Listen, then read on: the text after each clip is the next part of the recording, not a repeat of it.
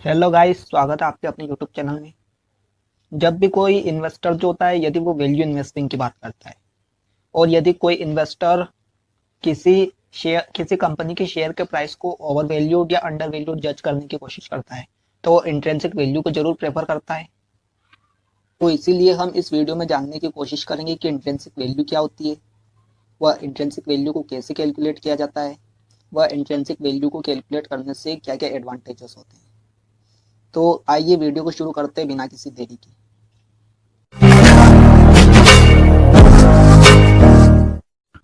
तो अब हम समझने की कोशिश करते हैं कि इंट्रिंसिक वैल्यू क्या होती है। तो इंट्रिंसिक वैल्यू को अलग अलग इन्वेस्टर्स ने अलग अलग प्रकार से डिफाइन किया है। तो हम इस वीडियो में देखने वाले हैं कि बेंजामिन ग्राम ने इंट्रिंसिक वैल्यू को किस प्रकार से एक्सप्लेन किया है।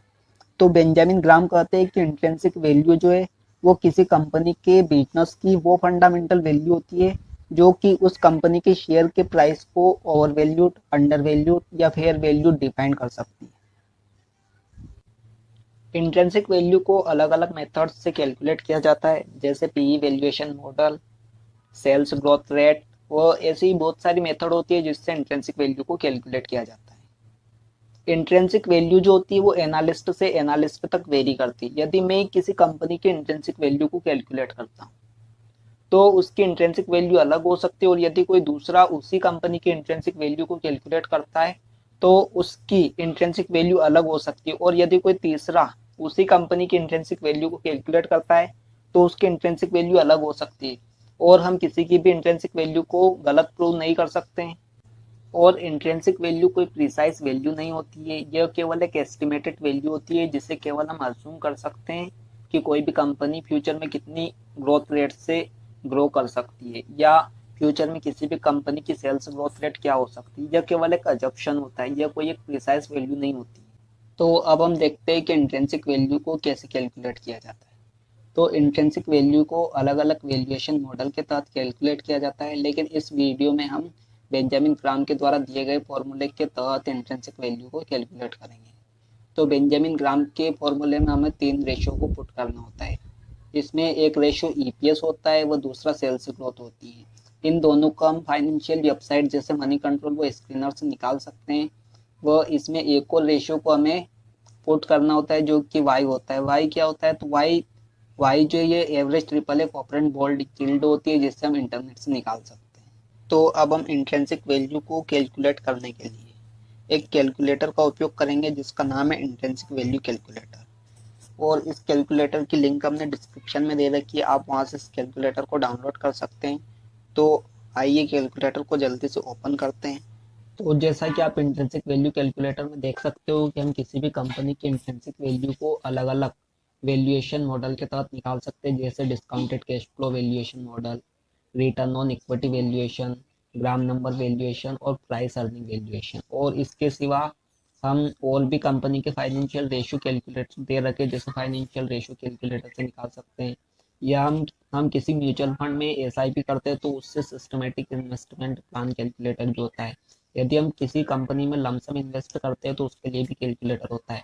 और हम यहाँ पर किसी भी ऐप का ब्रोकरेज, इंट्राडे ट्रेडिंग के लिए ब्रोकरेज भी कैलकुलेट कर सकते हैं।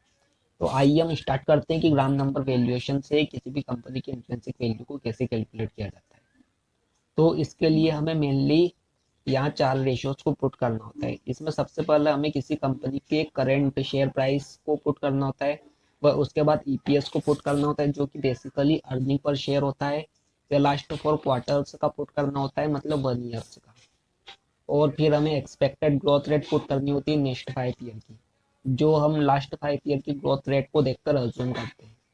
और फिर लास्ट में हमें इंडिया की 10 years government bond yield put करनी होती है, जो कि हम अभी इंटरनेट से निकाल कर इसे भी पुट करें। तो जैसा कि आप देख सकते हो, हम इंट्रिंसिक वैल्यू को कैलकुलेट करने के लिए फाइनेंशियल वेबसाइट स्क्रीनर.com पर आ चुके हैं। हमें इंट्रिंसिक वैल्यू को कैलकुलेट करने के लिए मेनली 3 रेशियोज की जरूरत है, जिसमें से सबसे पहला करंट प्राइस है जो कि आप देख सकते हो 49.80 है। वह उसके बाद हमें हमें उस कंपनी की ईपीएस देखनी होती है जो कि लास्ट ईयर का 6.63 है। वह सेल्स ग्रोथ देखनी होती है नेक्स्ट 5 ईयर की, जो कि हम अज्यूम करते हैं लास्ट 5 ईयर्स की सेल्स ग्रोथ से। तो आप देख सकते हो इस कंपनी के लास्ट 5 ईयर्स की सेल्स ग्रोथ जो है वो 10.68 है। तो आइए अब हम इन रेशियोज को इंट्रिंसिक वैल्यू कैलकुलेटर में पुट करते हैं और देखते हैं कि ऐसी कंपनी की इंट्रिंसिक वैल्यू क्या होती है।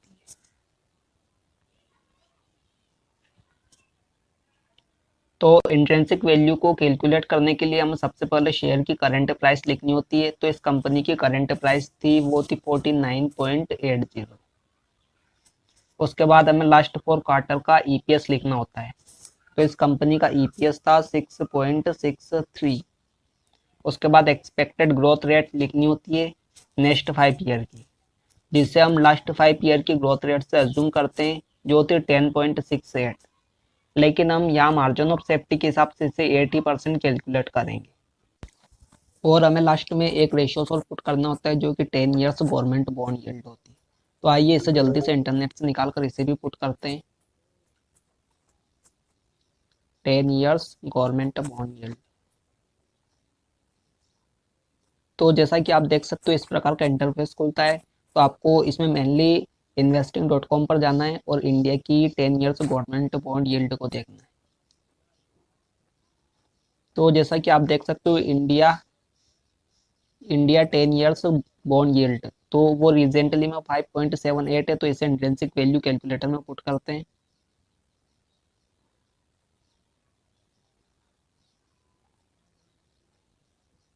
Five point seven eight.